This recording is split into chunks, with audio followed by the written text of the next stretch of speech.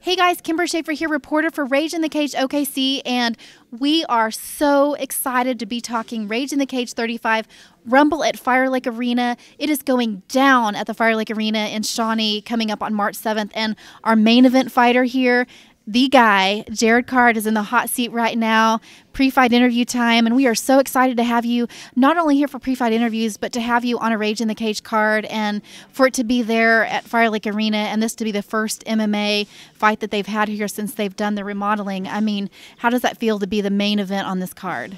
It always feels great to go out there and, be the guy at the top of the food chain, especially on a fight like that, for my family and all the people I work with around here.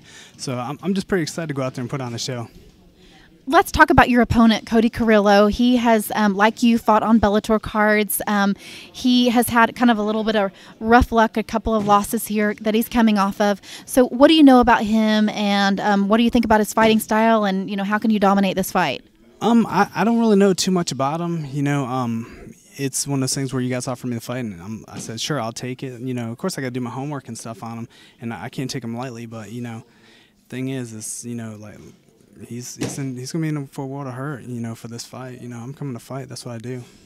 Well, and I like to usually talk forward and what's ahead for you, but let's step back a little bit and talk about, like we mentioned, Cody has fought on Bellator cards, and you yourself has fought on Bellator cards, and you've kind of had a rough patch. You've fought on Bellator cards twice, and you've gone home with 2 losses. Most recently was J.C. Cottrell. So tell me a little bit about your experiences on Bellator and then that fight against J.C. Well, the Bellator fight, I didn't fight JC for Bellator, but last fight with JC, it's a good fight. 5-round fight. Probably 2 of the best people in Oklahoma going at it, and he happened to win the judges over. I still think I won that fight. I think everybody in the crowd think I won that fight, but I'm not from here, so I am now.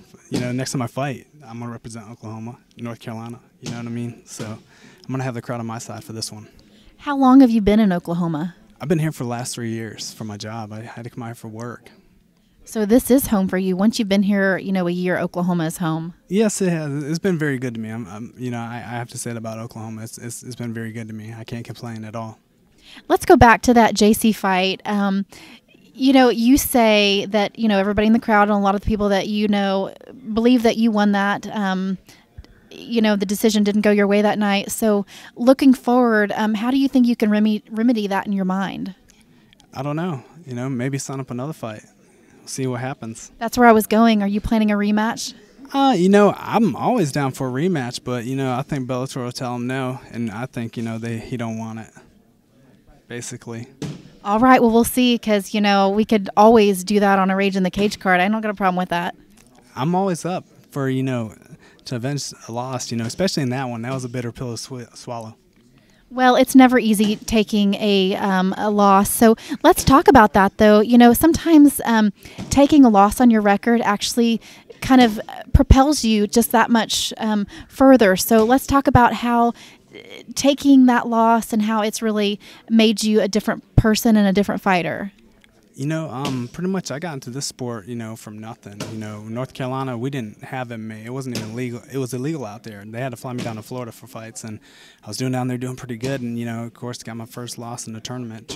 I fought 2 fights in one night out of my weight class, and did fairly good. And, of course, it always makes you hungry, but, there's some fights that I won that I probably shouldn't have won. There's some fights I lost that I should have won.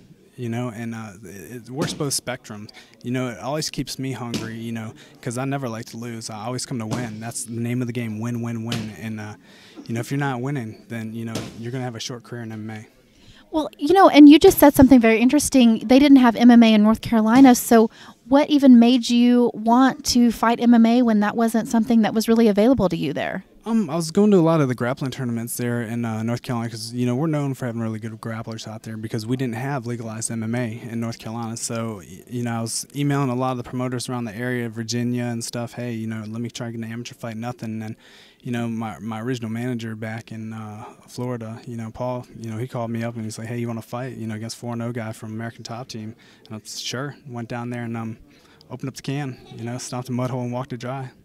Once you win one, I'm sure it's just there's no going back. Of course, it's like skydiving. It's a rush. I've had times where I've knocked somebody out, and the referee's jumping on me, and I think I'm doing something wrong, but I'm actually winning. The referee's just helping that guy out, stopping the fight. Makes sense. And something that really makes me smile is, the moment that I say Matt Grice's name, and you are a fighter out of R1 and, of course, train right under Matt Grice. So tell me how much that means to you, and just tell me how, the time that he was out after his accident, how you guys made it through that, and are you a stronger gym now that, there's so much going for him now. He's just really a walking miracle. Oh, for sure. When he was out, me and a few of the core guys were the ones that kept the gym going. They were trying to, they almost shut it down, but we kept it going. We got a lot of good guys that come to the gym and train. We got probably the best fighters in Oklahoma in our gym, hands down. Not too many people want to sign up to fight our guys because we come to fight. And, man, Matt, he's been kind of a big inspiration. He's helped out my wrestling. I took my last, right before his accident, last fight with Matt, I fought for the XFC. They tried to catch me on a last-minute fight out of my weight class, which is fine. I did it, and he was. They're like, hey, he's a state champion wrestler, but we got tons of state champion wrestlers in our gym. So we took the fight, working with Matt. I was taking that guy down, choked him unconscious on TV, and they were supposed to go to his town within the next month and do that fight. So I just screwed up their whole fight card because he had a 60-day suspension. But training with Matt, it's always something new. He's always there to tweak my wrestling and stuff. And of course, my Brazilian Jiu-Jitsu, we can just sit there and talk back and forth about game plans. And he's like me. He's a gamer. We come to fight. Last couple of fights for the UFC, he's always flown me out with him, help him out for his training camps, and then anybody that's we got a couple guys in the UFC at our gym, so we got our hands full. And Matt, he's him, me, and a few of the other guys with the key guys, keep it going. And now that we got the new gym location, it's just taken off. We got a lot of great structure there, and we're a team, we're a family. When we come to fight, we all come to fight.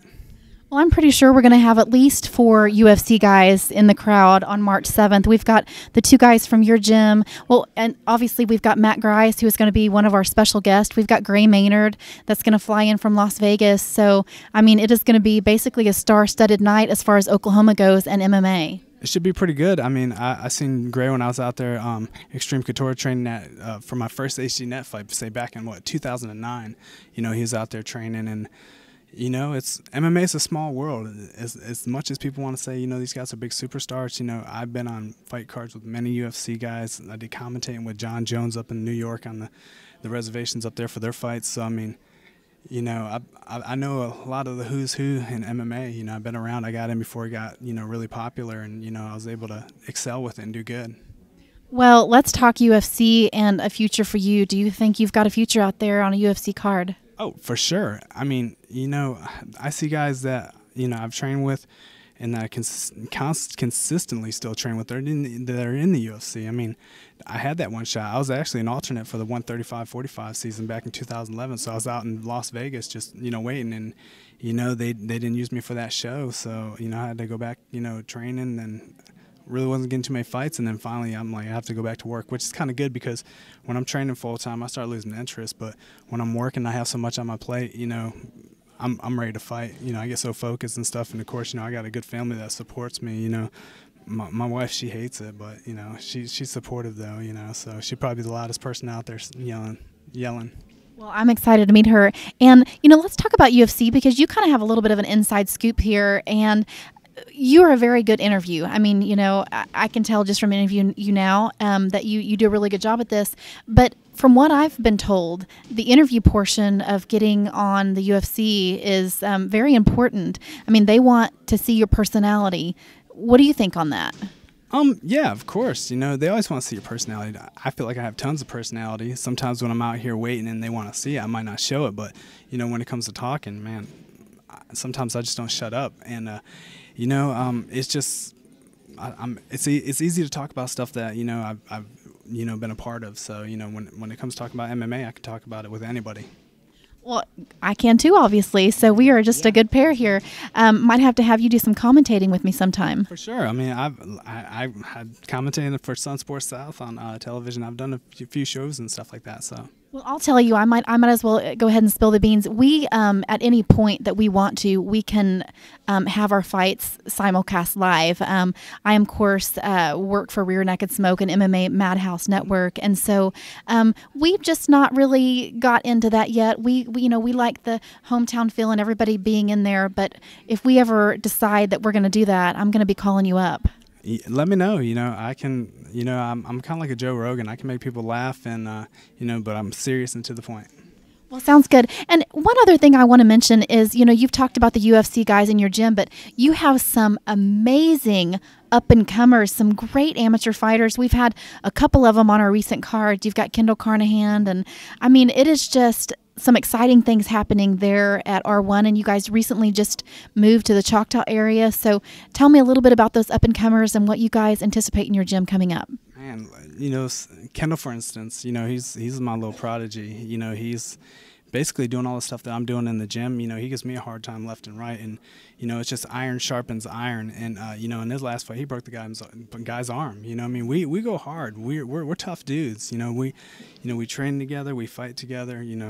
And we're like a family, and we enjoy each other's company, and we enjoy training. The thing is we're just sitting out here swimming in this ocean. And all the rest of these guys in these little gyms are swimming in their pond. So when they come in this ocean, man, we take it to them. I mean, it's a different experience, because our intensity level, we bring a high intensity, training to our gym.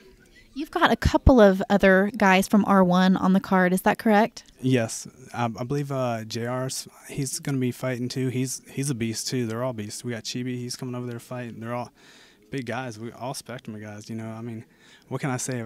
I say one thing for one guy, we all got it. They come to bring the pain and fight. So I tell you, it seems like to me that we're going to be seeing Matt Grice and a lot of guys in some corners going on throughout the night. I believe so. Yeah, Matt's always there. He's thick and thin. He's always going to be there in people's corner. And everybody feels they have that sense of comfort when he's in the corner and stuff. I mean, I feel great when he's in my corner, and he talks and controls me through the fight, and I just go out there and execute what they say. All right, guys, you guys come out to Fire Lake Arena, see Jarrod Card. He's our main event. We're going to have such an awesome night of fights, and you've got to wait for about 14, 15 fights to see this one, but it's going to be one to remember. We are going to see you March 7th at the Fire Lake Arena, Rumble at Fire Lake Arena, also known as Rage in the Cage 35. You can get your tickets from any of these fighters.